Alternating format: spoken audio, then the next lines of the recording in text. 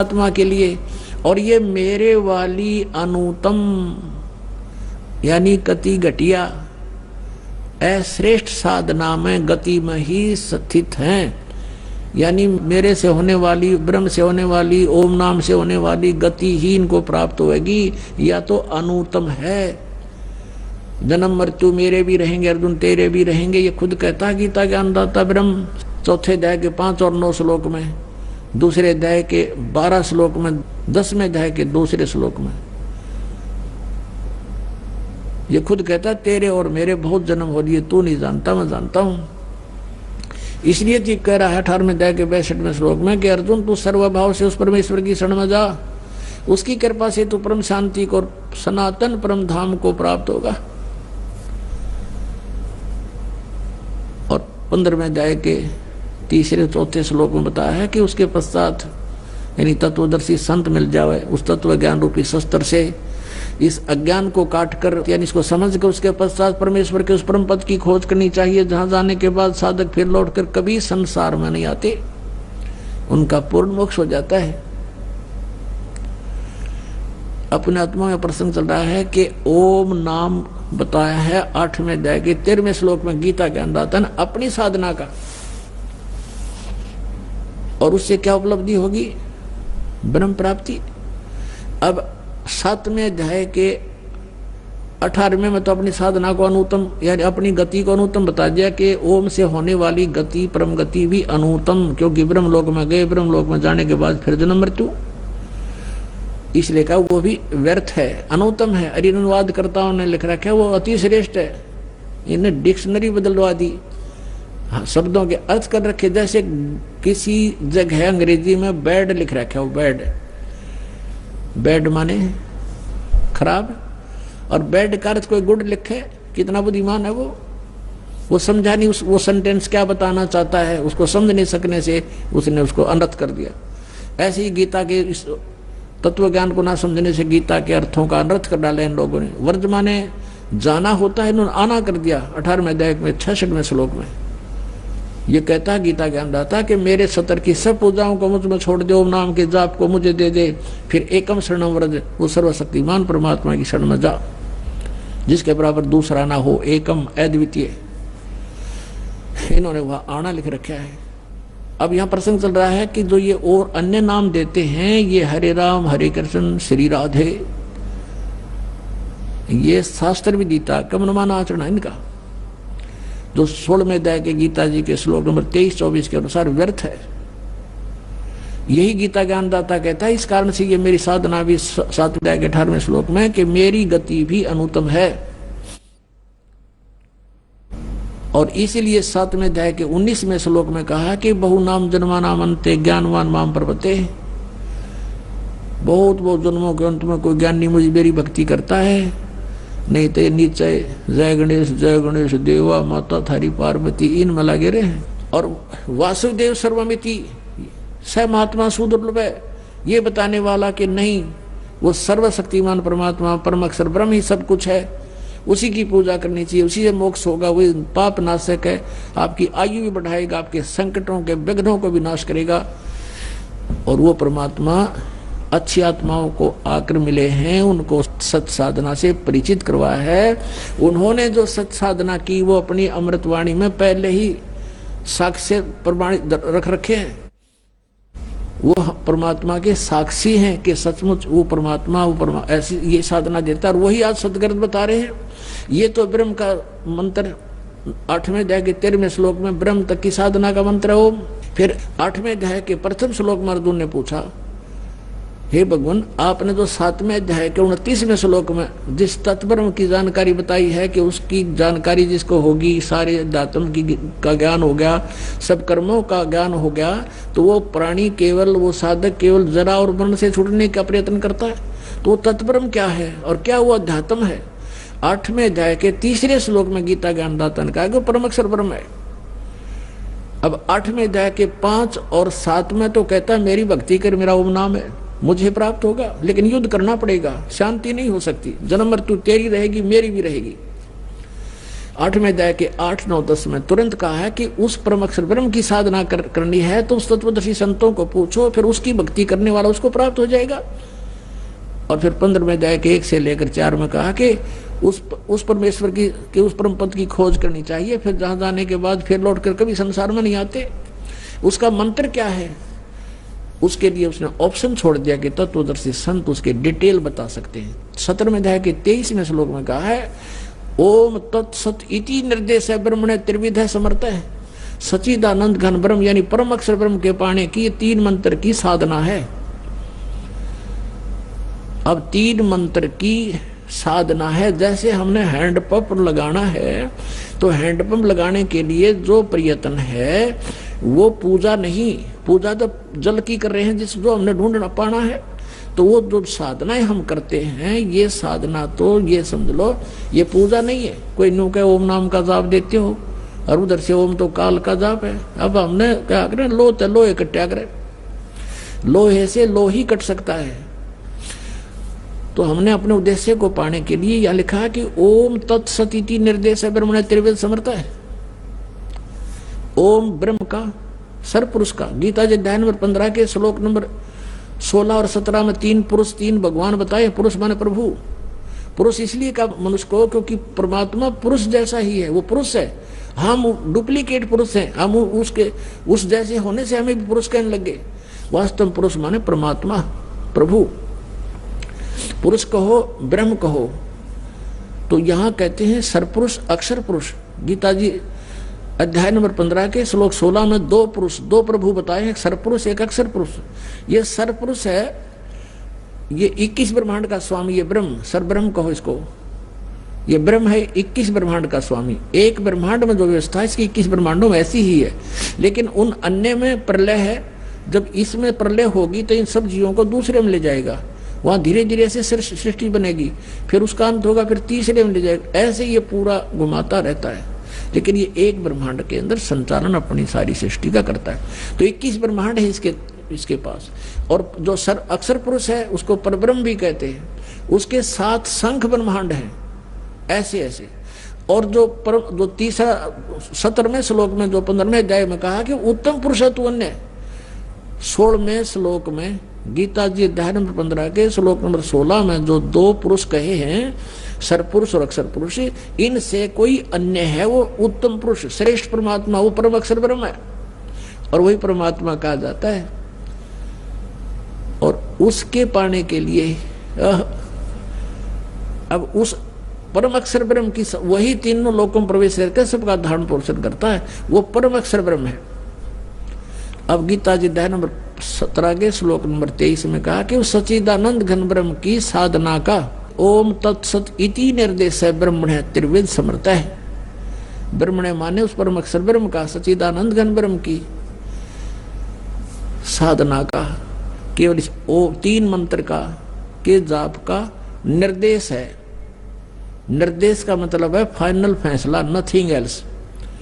Direction है ये, इसके अग्रम मग्रम नहीं है और कुछ नहीं। ओम तो ब्रह्म का, ओम को सरपुरुष भी कहते हैं। ये सरपुरुष का हम अपनी संत भाषा में हमारे महापुरुषों ने इसको क्षर पुरुष का अक्षर, और एक अक्षर जो नाश ना हो उसको अक्षर बोलते हैं। तो क्षर और अक्षर, लेकिन इस अक्षर पुरुष को यहाँ अक्षर पुरुष इसलिए कहा गया कि इसकी आयु बहुत लंबी है, लेकिन इसकी फिर भी मृत्यु है। इसलिए तो कहा है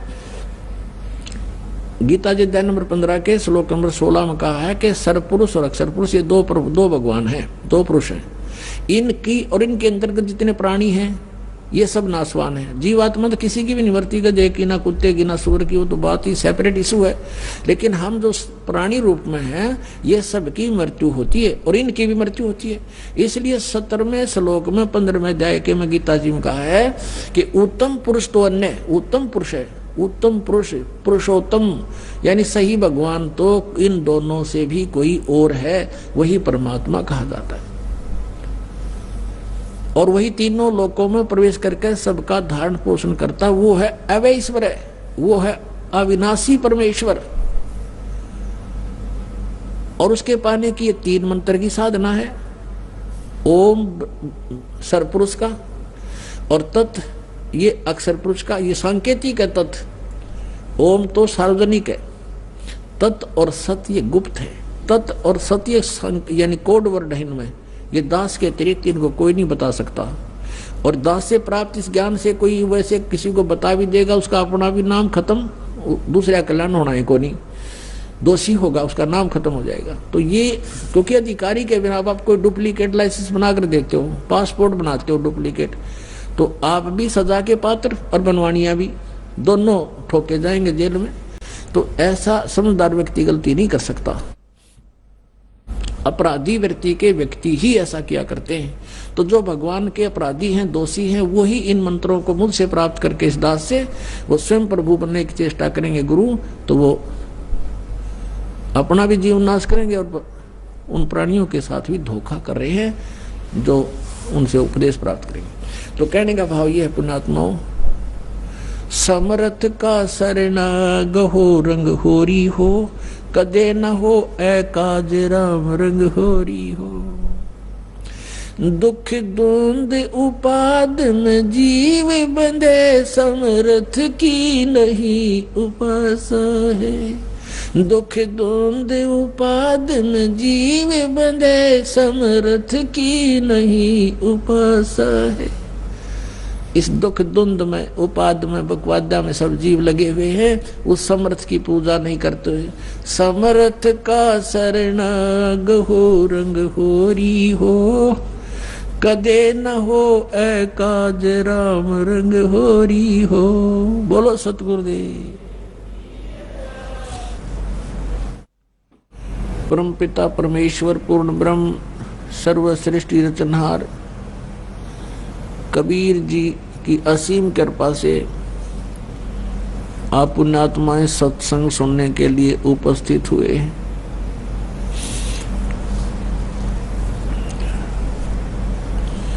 जन्म जन्मांतर के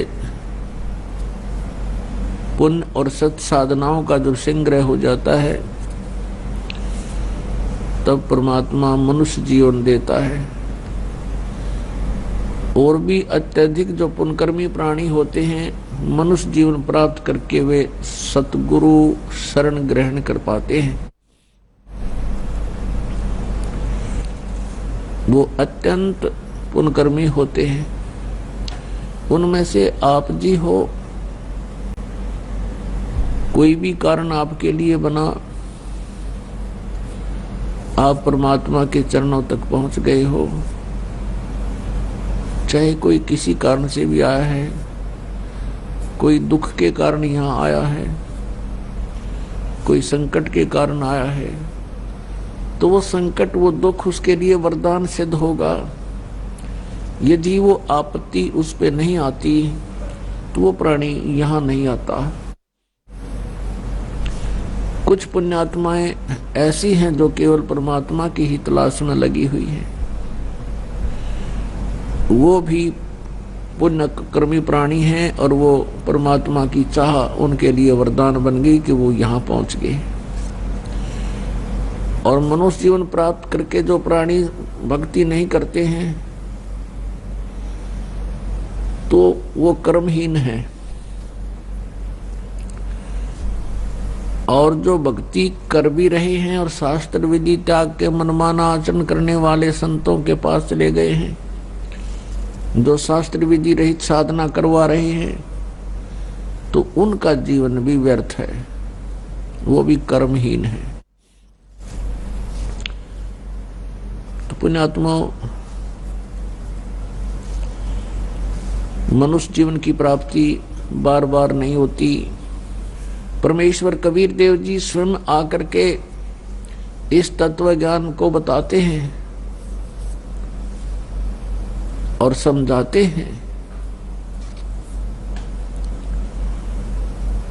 कि मानुष जन्म दुर्लभ है, मिले न बारंबार। जैसे तरवर से पत्ता टूट गिरे, वो बोर न लगता डारे। दुख में सुमरण सब करे, सुख में करे ना कोई। जय सुख में सुमरण करें तो दुख कहे को होवे। सुख में सुमरण किया नहीं दुख में करते याद, कहे कबीरता दास की फिर कौन सुने फरियाद। राम नाम रटते रहो जब तक घट में प्राण, कब हो तो दीन दयाल के बनक पड़ेगी कौन। मानुष जन्म पाए के जो नहीं रटे हरि नाम, जैसे कुआ जल बिना बनवाया क्या काम। राम रटत कन्या भली साकेट भलो न पूत, छेरी के गल में गलथना जिसमें दूध ना मूत। राम रटत कोड़ी भलो चू चू पड़े जो चाम, वो सुंदर शरीर किस काम का जा मुख नाही नाम। राम रटत दारिद्र भलो टूटी घर की छान, वो सुंदर महल किस काम के जहाँ भक्ति नहीं भगवान। जिव्या तो वाए भली जो रटे हरि नाम, नहीं तो काट फेंक दियो ये मुख में भलो ना चाम। पुण्यात्माओं परमात्मा परमेश्वर स्वयं आकर के हमें चेताते हैं, ये समझाने की चेष्टा करते हैं कि प्रथम तो ये मनुष्य जीवन बहुत ही दुर्लभ है, बहुत कठिनता से प्राप्त होता है। और मनुष्य जीवन पाकर के जो परमात्मा की भक्ति नहीं करते हो तो फिर आपका मनुष्य जीवन व्यर्थ है। जैसे कुआ जल बिना फिर बनवाया क्या काम।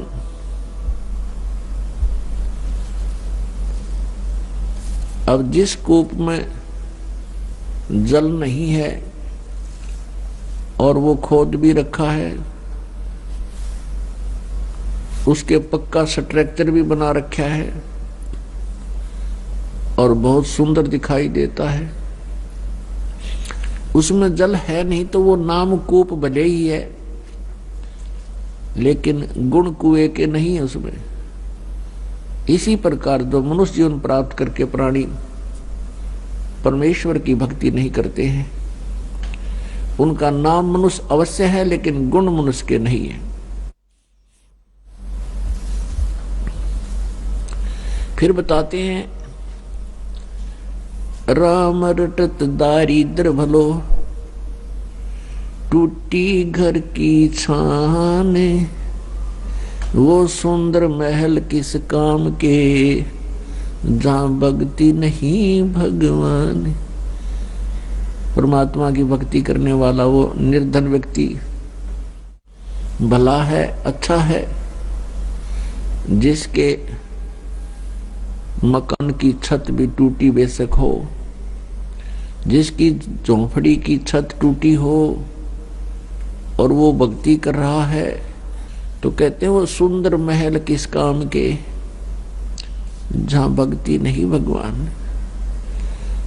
अच्छे महल हैं, खूब बढ़िया कोठी बना रखी है, परमात्मा की भक्ति नहीं करते हैं। उनसे तो वो गरीब व्यक्ति, निर्धन व्यक्ति, जिसकी छान बनी है, झोंपड़ी है, हट है और उसकी भी छान टूटी हो, छत टूटी हो, यानी इतना निर्धन हो तो भी वो उस मायाधारी पैसे वाले से अच्छा है, भगवान को वही पसंद है। क्या बताते हैं? कबीर सब जग निर्धना धनवंता ना कोई, धनवंता सो जानियो जिस पर राम नाम धन होए। पुण्यात्मा,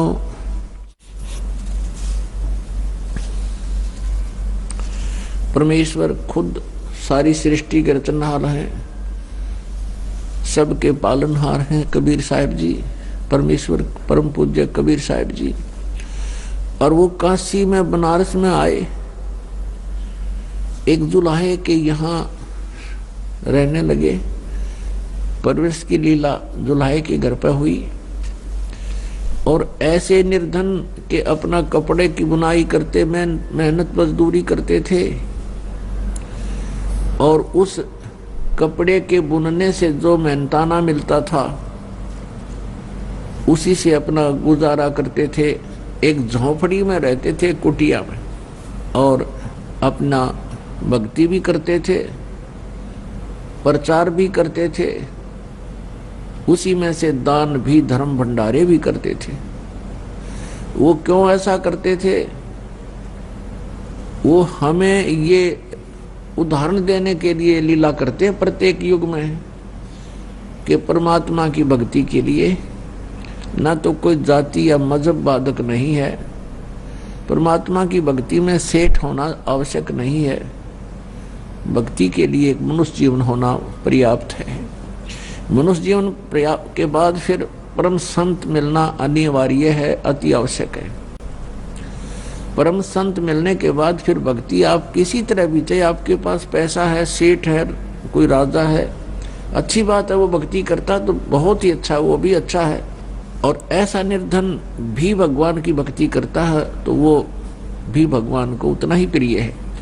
अब कहने का भाव यह है कि सभी सेठ नहीं हो सकते, सभी धनी नहीं हो सकते, और जैसे कि हम भक्ति के बिगड़े हुए प्रारूप को ज्यादा देखते हैं, जैसे हम देखते हैं उस सेठ ने वहां 11,000 रुपये दे दिए, ऐसे देखते थे, उसका नाम लिखा गया उस आश्रम पे, तो आम व्यक्ति यूं सोचा करता भाई यूं ये पार होंगे जो इतना दान करते हैं। किसी ने धर्मशाला बनवा दी, उसका नाम लिखा हुआ है, किसी ने कितना कुछ दान कर दिया, किसी ने कुछ कर दिया, तो हम ये सोचा करते थे इन्हीं का नंबर है, ये पार होंगे।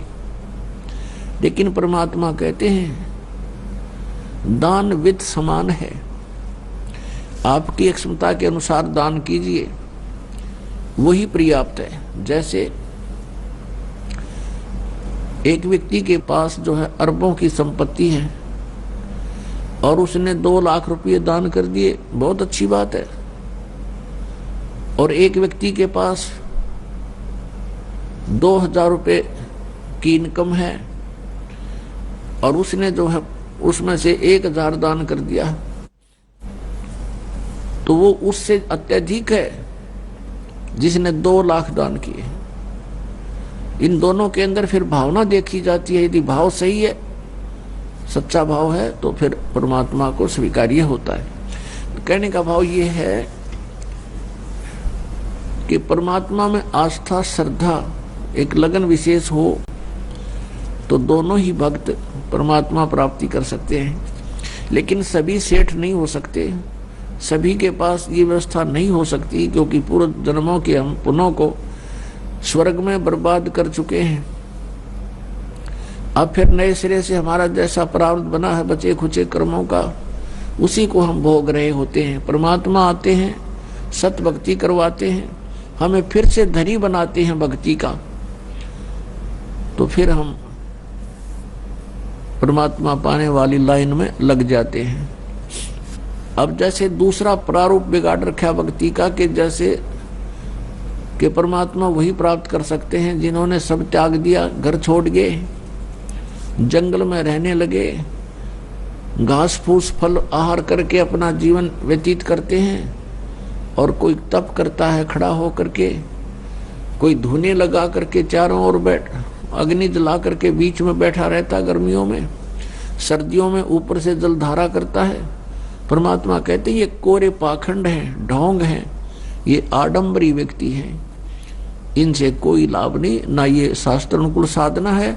और शास्त्र विधि को त्याग कर मनमाना आचरण जो करते हैं वो अपना जीवन नाश कर रहे हैं।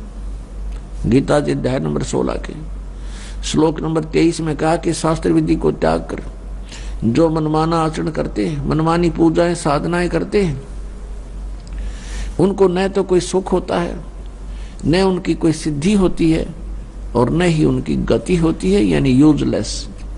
इससे तेरे लिए अर्जुन, गीता जी अध्याय नंबर 16 के श्लोक नंबर 24 में तुरंत कहा है, इससे तेरे लिए कर्तव्य और अकर्तव्य की व्यवस्था में सदग्रंथ ही प्रमाण है। अर्थात जो शास्त्रों में लिखा है उसी अनुसार आप जी ने करना चाहिए। शास्त्र विधि त्याग कर कोई भी साधना पूजा मंत्र जाप आप करते हो वो यूजलेस है। अब गीता जी में पुण्यात्माओं केवल ब्रह्म साधना का तो ओम नाम बता रखा है, यही वेदों में बताया है। वेद ज्ञान दाता भी वही है, गीता ज्ञान दाता भी ब्रह्म है। और उसमें वो साथ में संकेत करता है कि वास्तव में पूज्य तो कोई और परमात्मा है जो गीता ज्ञान दाता से अन्य है। उसकी भक्ति करने से जीव को मोक्ष प्राप्त होगा, यह सांसारिक सुख भी उसी से प्राप्त होंगे, क्योंकि वो परमात्मा हमारे प्रारब्ध के कर्मों को नष्ट कर देता है जो पाप कर्म है, और पुण्य कर्म फलते रहते हैं। जैसे पहले समय में ये फसल बीजा करते थे तो उसमें घास भी साथ पलता था और फसल आधी मिलती थी। अब एक ऐसी औषधि की खोज हो गई है कि फसल बीज रखी है और उसमें खरपतवार पैदा हो गया है, अड़ंगा, तो उसमें एक सिंचाई के समय औषधि छिड़क दी जाती है, वो घास का नाश कर देती है, खरपतवार को खत्म कर देती है और फसल को हानि नहीं करती। ठीक इसी प्रकार अब उस मंत्र की खोज होगी है, उसकी अन्वेषण होगी है, जो हमारे पापों को नाश कर देता है, पुण्य ज्यों के तो बने रहते हैं। वो मंत्र इस दास के अतिरिक्त इस वर्ल्ड में किसी के पास नहीं, 21 ब्रह्मांड में नहीं है वो मंत्र। तो वो मंत्र आपको दिया जाएगा जिससे आपके पापों का नाश हो जाएगा, और वो केवल कबीर परमेश्वर की रजा से, उसी की कृपा से ही होगा, क्योंकि वो मेन पावर हमारी जो थर्मल प्लांट है, हमारा जो मेन पावर हाउस है वो कबीर जी है। और पावर हाउस से लाइट आती है, और संत समझो वो छोटे सतर के पावर हाउस होते हैं, कोई 33 केवी का, कोई 66 केवी का। तो उन संतों से जो उस मेन पावर से कनेक्टेड जो संत है वो भी एक समझो पावर हाउस है, और उस पावर हाउस से फिर आपको कनेक्शन है तो आपके काम बनेंगे, सही सारे काम होंगे। तो जो भी ये मंत्र आपको दिया जाता है ये कबीर परमेश्वर वाली पावर से ही काम करता है, वैसे नहीं करता ये काम। तो पुण्यात्मा अब गीता जी के अंदर केवल एक ओम मंत्र बताया है ब्रह्म साधना का, क्योंकि गीता ज्ञान दाता 8वें अध्याय के 13वें श्लोक में कहता है कि ओम इति एकाक्षरम ब्रह्म व्यवहारन माम अनुसमरन ये परियाति तजन देहम स याति परमाम गतिम। मुझ ब्रह्म का केवल एक ओम मंत्र है, नथिंग एल्स, इति बस। और जो ये उच्चारण करके सिमरण करता हुआ ये प्रियाती तजन देहम, जो शरीर त्याग कर जाते समय तक किसी का सिमरण करता हुआ जाता है, सयाति परमाम गति, वो परम गति को प्राप्त होता है। यानी ओम से मिलने वाली जो गति लाभ है वो परम गति इस ओम ते मिलेगी, ओम मंत्र से। और वो क्या है? ब्रह्मलोक प्राप्ति। ओम नाम के जाप से, क्योंकि ये ब्रह्म का जाप है, मंत्र है, तो इससे ब्रह्मलोक प्राप्त होगा। और ब्रह्मलोक में गए हुए प्राणी भी पुनः इसमें मृत लोक में आते हैं, जन्म मृत्यु में आते हैं। गीता जी अध्याय नंबर 8 के श्लोक नंबर 16 में।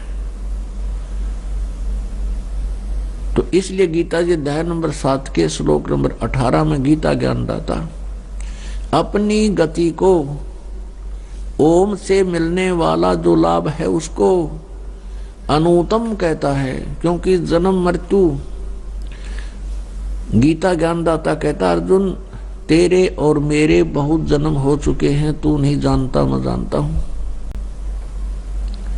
गीता जी अध्याय नंबर 4 के श्लोक नंबर 5 और 9 में, गीता जी अध्याय नंबर 2 के श्लोक नंबर 12 में, गीता जी अध्याय नंबर 10 के श्लोक नंबर 2 में गीता ज्ञानदाता स्पष्ट करता है मेरी भी जन्म उत्पत्ति होती है, जन्म होता है, और मेरी मृत्यु भी होती है, और जो मेरे आश्रित प्राणी हैं उनका भी ऐसा ही होगा।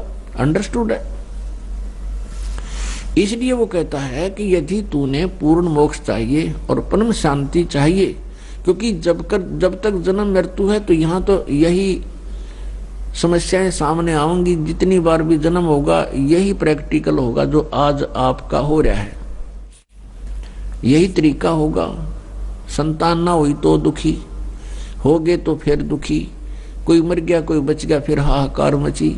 तो यहाँ कोई जीवन थोड़ा ही है, ना जाने कब दुर्घटना मर जाए, ना जाने कोई ऐसी भयंकर बीमारी हो जाए, ना जाने कोई फ्लड आ जाए, ना जाने कि तब भूकंप आ जाए और शाम न सोवे सुबह कोई नहीं पावे। तो यहाँ शांति नहीं हो सकती। जन्म मृत्यु जब तक रहेगी जीव सुखी नहीं हो सकता। एक स्थान ऐसा बताया परमेश्वर ने आकर के स्वयं, अभी तक तो हम स्वर्ग तक की जानकारी रखते थे, जितने भी ऋषि महर्षि थे स्वर्ग से ऊपर नहीं जानते थे। उस परमेश्वर ने आके बताया कि एक परम स्थान है सतलोक, सचखंड, जहां जाने के बाद साधक फिर लौट कर कभी नहीं आते। वहां जरा मरण नहीं है, जरा माने बुढ़ापा, और मरण में मृत्यु, वहां जन्म और मृत्यु नहीं है। तुम वहीं रहा करते थे पहले, अपनी गलती से आप यहाँ आ चुके हो। अब यहाँ से ये काल तुम्हें जाने नहीं देता, मिसगाइड किए हुए है, आपको यहाँ धोखा देकर रोका हुआ है, बाई फोर्स रोका हुआ है, आपसे संतानों उत्पत्ति करवाता है। और जब संतान उत्पत्ति हो जाती है तो हम ये कहते हैं ये मेरा है, ये मेरा है, ये मेरा है। और जब मृत्यु हो जाती है काल कहता चल अब ये मेरा है, अब तू जा धक्के खा कहीं पर।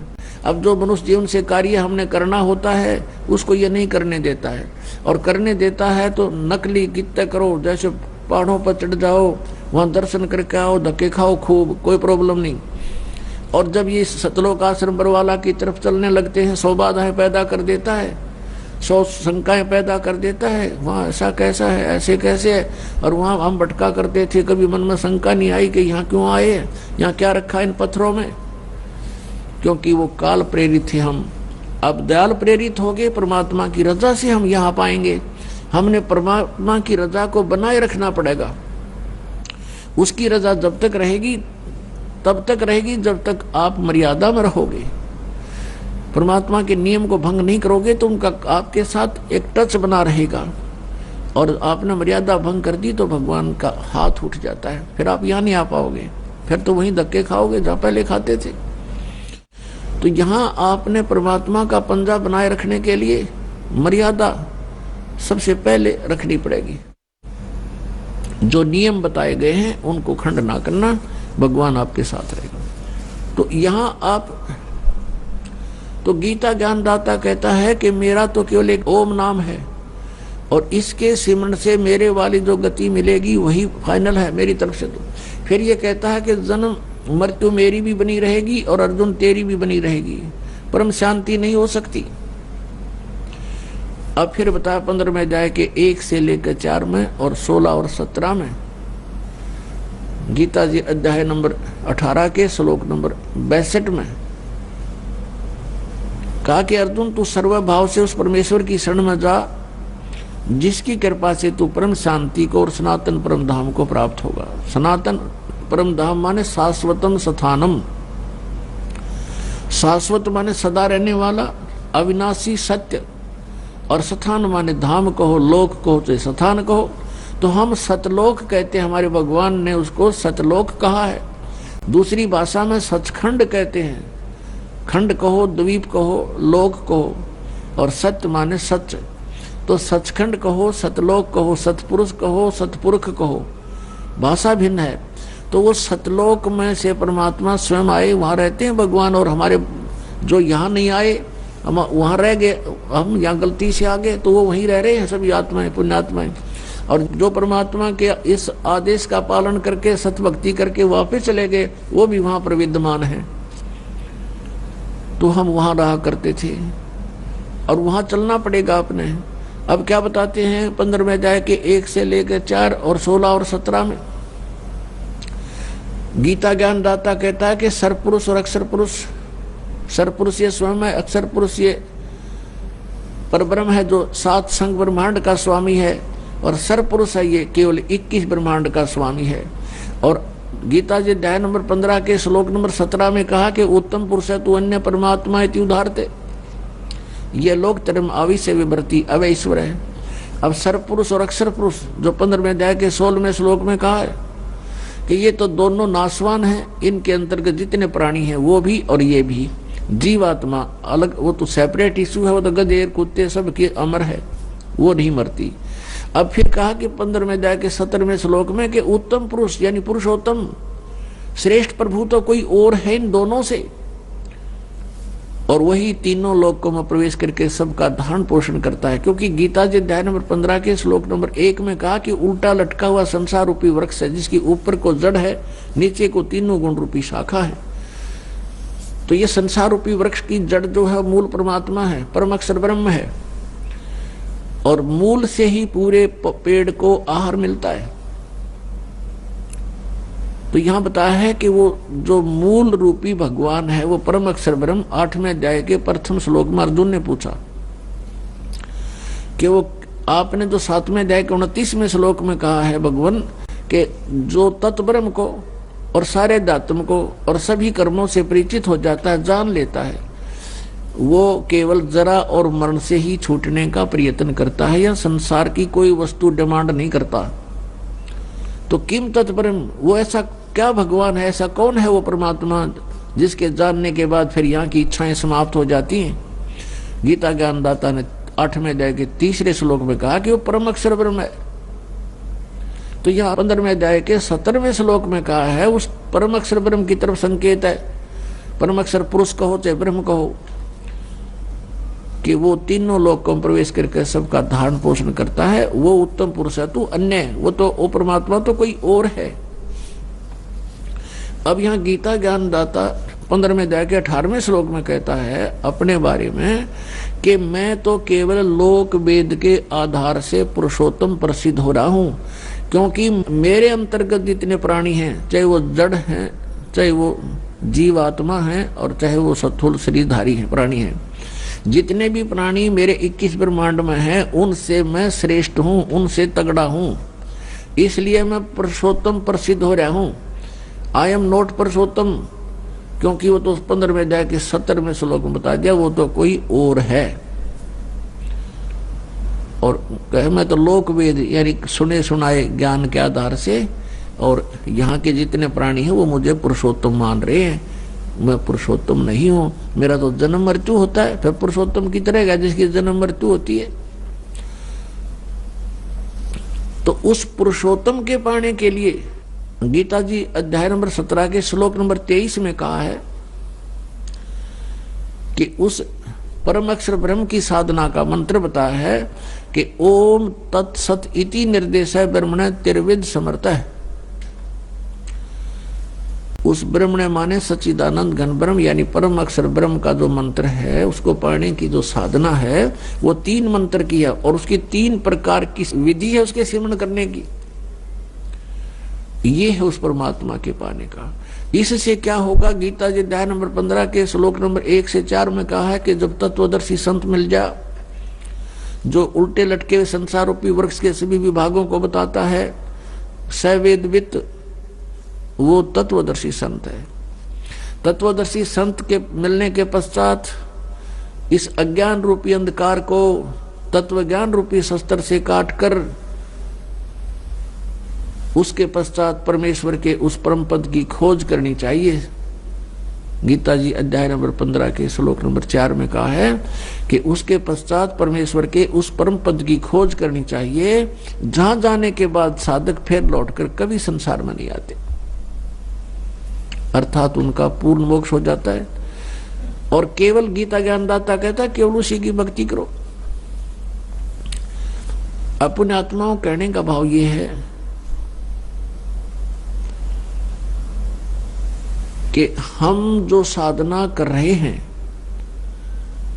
ये शास्त्र अनुकूल है या उसके विरुद्ध है, इसको कहां से प्रमाणित करें, कहां से इसकी तुलना करें। ये सदग्रंथ है अपने, जैसे श्रीमद् भगवद गीता और पवित्र चारों वेद, पवित्र श्रीमद् भगवद गीता और पवित्र 18 पुराण और पवित्र 5वां वेद सूक्ष्म वेद परम अक्षर ब्रह्म की वाणी यानी कबीर वाणी, और फिर उन संतों की वाणी जिनको भगवान स्वयं आकर मिले हैं, जो उनका विधान है प्रभु का, उनकी वाणी में जो कुछ लिखा वो हमारे सदग्रंथ है, वो हमारे शास्त्र है। अपने आत्माओं इन शास्त्रों को भी हमने ध्यान से देखना है कि कौन से शास्त्र किस सत्र के हैं। जैसे गीता जी और वेदों में न हरे राम हरे कृष्ण सीताराम राधे श्याम ओम नमः शिवाय ओम भागवते वासुदेव नमः, ये इस तरह कोई मंत्र नहीं है। ना तू ही एक निरंकार, तू मैनू बकस दे, मैं तेरी शरण, ये निरंकारी नाम देते हैं। और ना ये जो स हम ये नाम देते हैं, स हम हंस नाम देते हैं कुछ, यानी ये मनमुखी बकवादे हैं, इनसे कोई लाभ जीव को नहीं होगा। और न ही ये अकाल मूर्त सर्वस्वरूपी राम सतपुरुष, और न ही ये मंत्र हैं निरंकार ओंकार ज्योत निरंजन सोहम और सतनाम। ये जो नाम है, इन दो मंत्र जो जैसे केवल ब्रह्म की साधना करनी है ओनली ओम मंत्र है, और परम अक्षर ब्रह्म की करनी है तो 3 मंत्र हैं ओम तत्सत। ओम तो सीधा है, सार्वजनिक रखा है ये तो ब्रह्म का, और तत् और सत ये सांकेतिक हैं, गुप्त मंत्र हैं। ये दास बताओगा कोड वर्ड है ये। तो तत् मंत्र ये जैसे गीता जी अध्याय नंबर 15 के श्लोक नंबर 16 और 17 में 3 पुरुष बताए हैं। पुरुष कहो चाहे भगवान कहो, प्रभु स्वामी कहो। एक सरपुरुष ये तो ब्रह्म है, इसका ओम मंत्र है ओम तत्सत में, और दूसरा अक्षर पुरुष है जिसको परब्रह्म कहते हैं, जो 7 संग ब्रह्मांड का स्वामी है। जो 7 संग ब्रह्मांड का स्वामी है वो अक्षर पुरुष है, उसका मंत्र ये तत् है।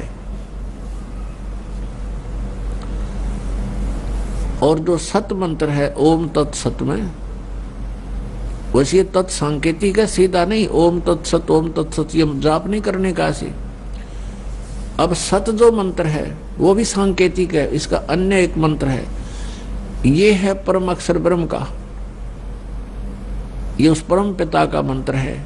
तो इन तीनों की ही मजदूरी करनी है हमने, साधना करनी, साधना मीन मजदूरी। तो इन तीनों की साधना करनी है।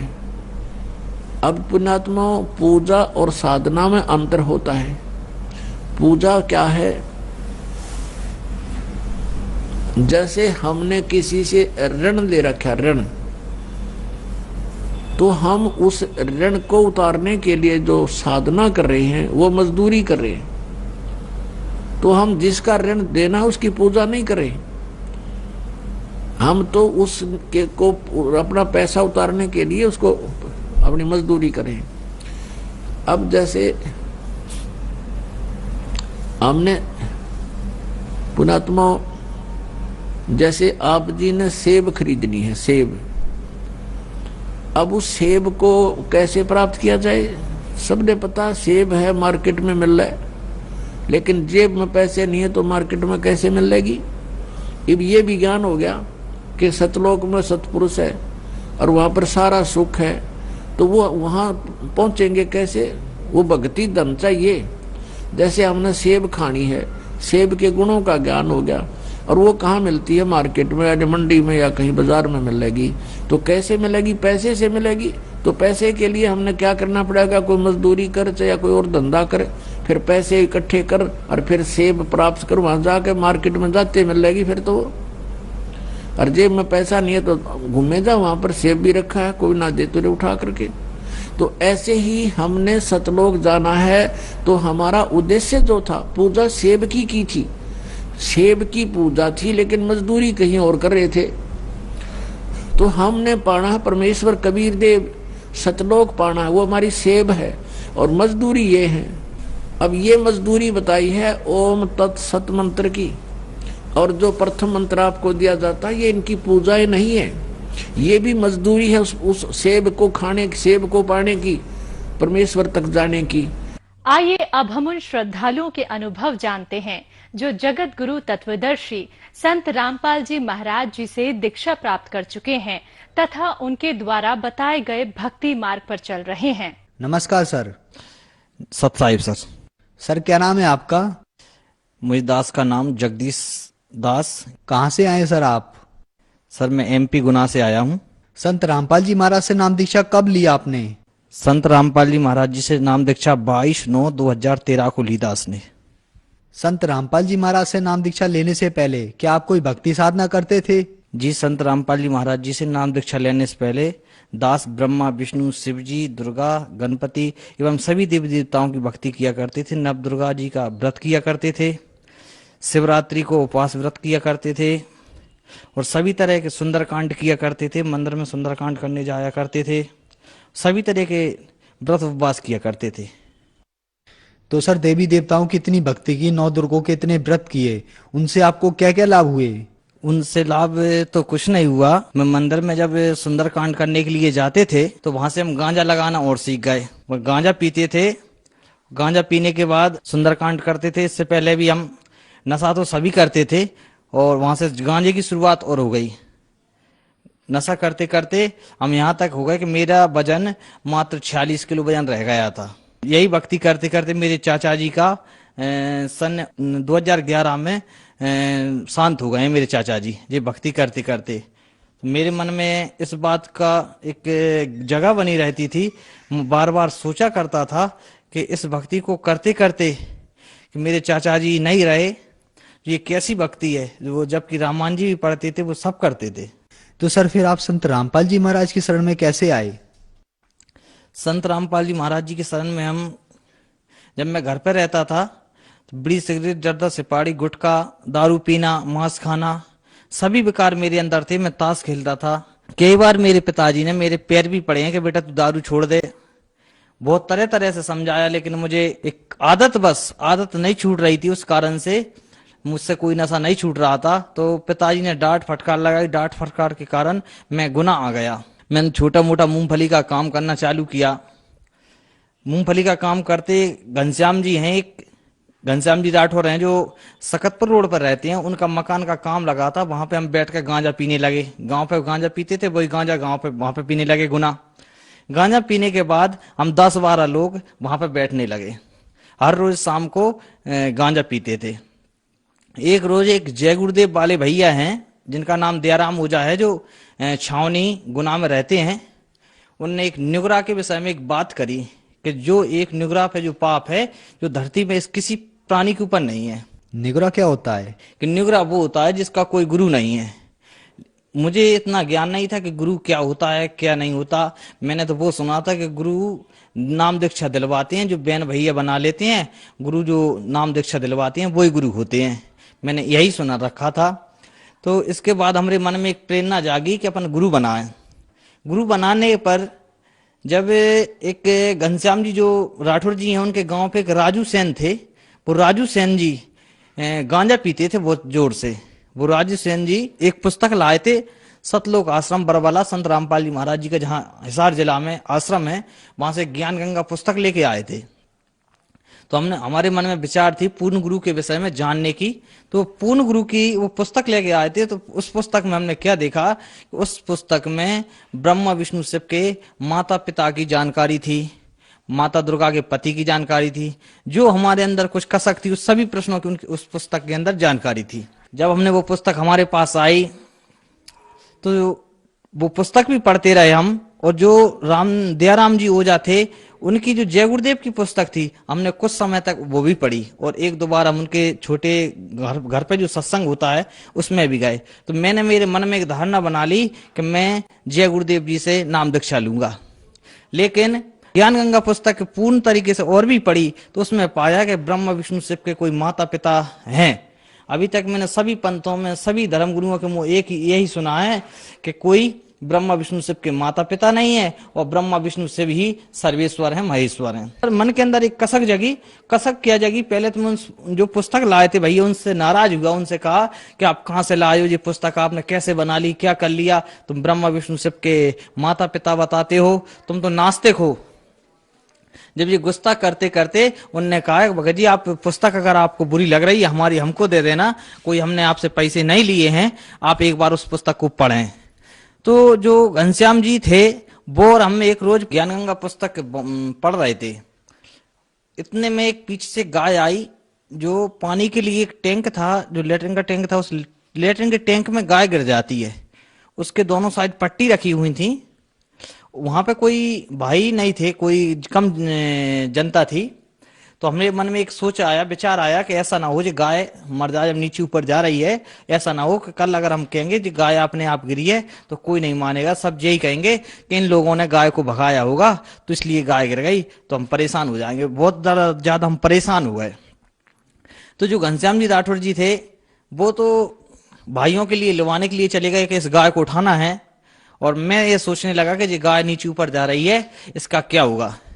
तो मुझे अचानक से ज्ञान गंगा पर मेरी नजर पड़ती है और ज्ञान गंगा के पहले पेज पे ही संत रामपाल जी महाराज जी का फोटो आता है।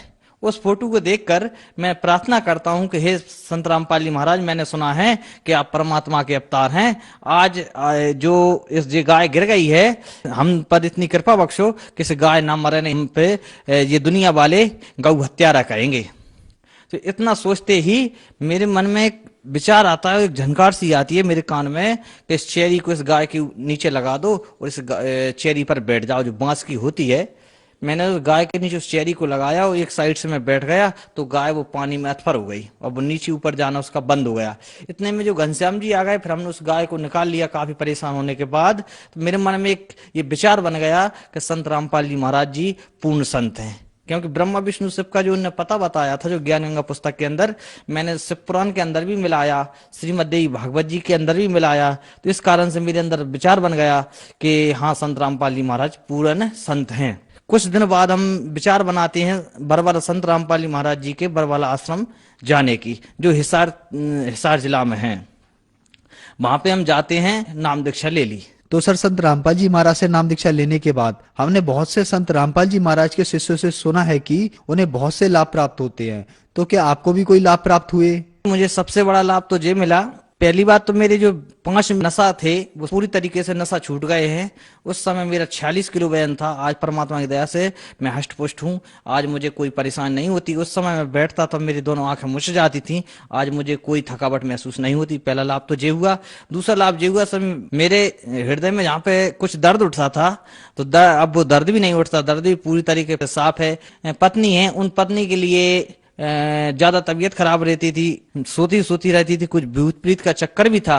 तो हमने नाम दीक्षा लेने के बाद मालिक के जहाँ पे प्रार्थना लगवाई फोन पे कि मालिक जी ऐसी ऐसी प्रार्थना रहती है, तो उन्होंने बताया कि पत्नी के लिए नाम उपदेश दिलवाएं। तो हमने पत्नी के लिए नाम उपदेश दिलवाया। उस दिन से वो भी पूर्ण तरीके से ठीक हैं और हमें भी बहुत सारे लाभ हुए और मालिक का आज ज्ञान से परिचित हो गए हैं। सर आपने बताया कि आप संत रामपाल जी महाराज की शरण में आए और आपका नशा छूट गया।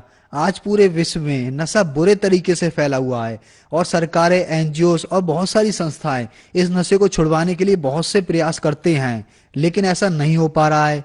संत रामपाल जी से आपको ऐसी कौन सी दवाई मिली जिससे आपका नशा छूट गया?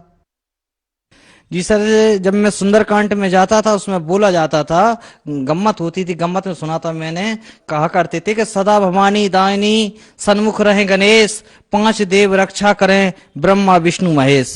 सर तो मुझे 5 देव का नाम तो सुना था मुझे, लेकिन 3 देव सुनने में आते थे कि ब्रह्मा विष्णु महेश।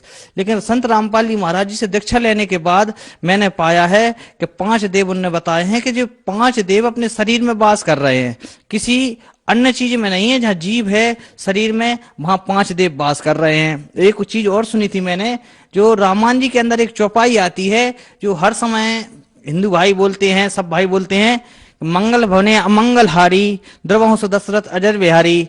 तो मैं एक मन में एक विचारधारा बनाता था कि इसका क्या अर्थ बनता है, लेकिन मुझे संत रामपाल जी महाराज जी की दया से प्राप्त हुई जानकारी के अनुसार उन्होंने समझाया कि मंगल यानी शुभ, भवन यानी शरीर, ये शुभ करने के लिए शरीर मिला है और इससे अमंगल कार्य कर रहे हैं। अमंगलहारी द्रवहंसो, जिसने ये शरीर दिया है, दशरथ जिसने 10 इंद्रियां हैं साथ में, दशरथ अजर बिहारी, वे परमात्मा खुद आपको लेने के लिए आएंगे।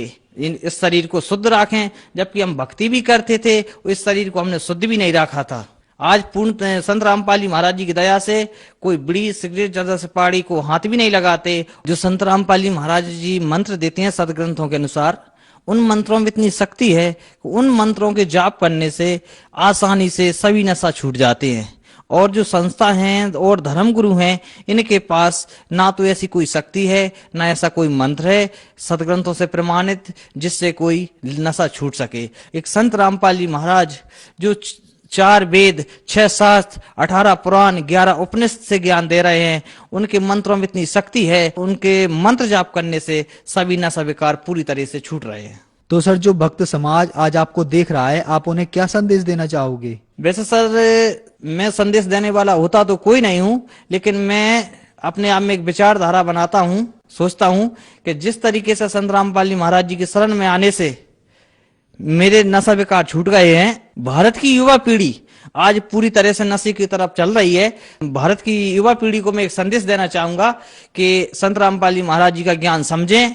जो आज संत रामपाल जी महाराज पूरे विश्व के धर्म गुरुओं को ज्ञान चर्चा के लिए आमंत्रित कर रखा है, उनकी पुस्तकों को पढ़ें। पुस्तक पढ़ने के बाद अपना नशा विकार छुटाएं और इस भारत को विनाश की तरफ बढ़ने से रोकें, और संत रामपाल जी महाराज जी की शरण में आएं और उनसे नाम दीक्षा लें और अपना आप कल्याण करवाएं। सर, संत रामपाल जी महाराज से नाम दीक्षा कैसे ले सकते हैं? जो टीवी पे कई चैनलों पे सत्संग आ रहा है संत रामपाल जी का, उन चैनलों पर पट्टी आती है, पट्टी में नंबर आते हैं संत रामपाल जी महाराज जी के नाम दीक्षा केंद्रों के, नंबर से जानकारी लेकर नाम दीक्षा ले सकते हैं। एक पूर्ण संत रामपाल जी महाराज जी हैं जो आज शास्त्र के अनुकूल साधना बता रहे हैं। नहीं, सभी धर्म गुरु अपने ज्ञान गोटी लगा के जनता को ठगने का कार्य कर रहे हैं। और इस कबीर परमात्मा ने एक वाणी बोली, उसमें कहा है, कलयुग कठिन है, संत न चीने कोई, और कामी क्रोधी मस्खरा तिनका आदर होए। आज संत रामपाल जी महाराज शास्त्र के अनुकूल साधना बता रहे हैं तो लोगों को कड़वा लग रहा है, लोगों की धर्म गुरुओं की काली कमाई मारी जा रही है, इसलिए कड़वे लग रहे हैं। लेकिन संत रामपाल जी महाराज एक उपकार का कार्य कर रहे हैं, इसका पता सभी भारत के समाज को कुछ आगे चल के पता चलेगा, जब ये भारत विश्व में एक नाम अपना रोशन करेगा नशा विकार छोड़कर। धन्यवाद सर। सत साहेब।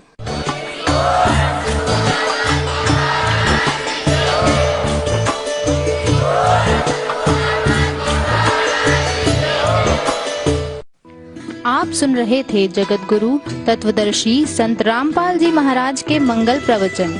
अधिक जानकारी के लिए संपर्क करें 8222 880 541।